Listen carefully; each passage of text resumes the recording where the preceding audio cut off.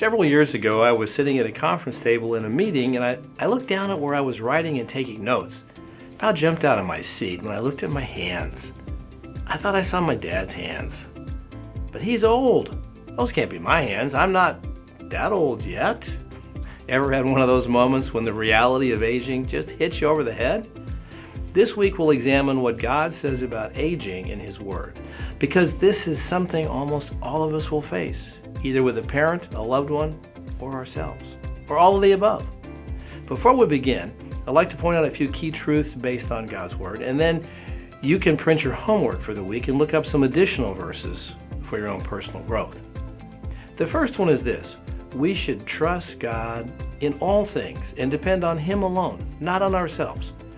Proverbs 3:5-6 says, "Trust in the Lord with all your heart. Do not depend on your own understanding. Seek His will in all you do, and He will show you which path to take."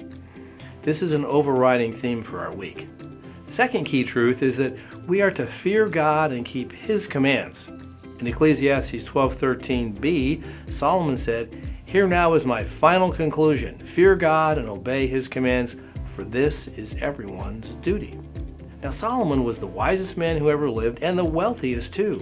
He'd done it all, seen it all, lived it all, discovered everything on this earth was, as he said, meaningless. When it came down to it, a life that fears God and keeps His commands is all that matters. So true.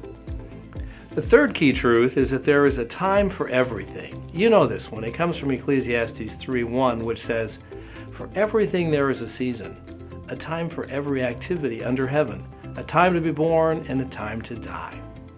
Aging is normal. It's a part of the plan. It's a season we all face if we live long enough. These three truths are essential to understanding a biblical approach to aging. We must accept that aging is a normal part of life and trust God to guide us through it step by step.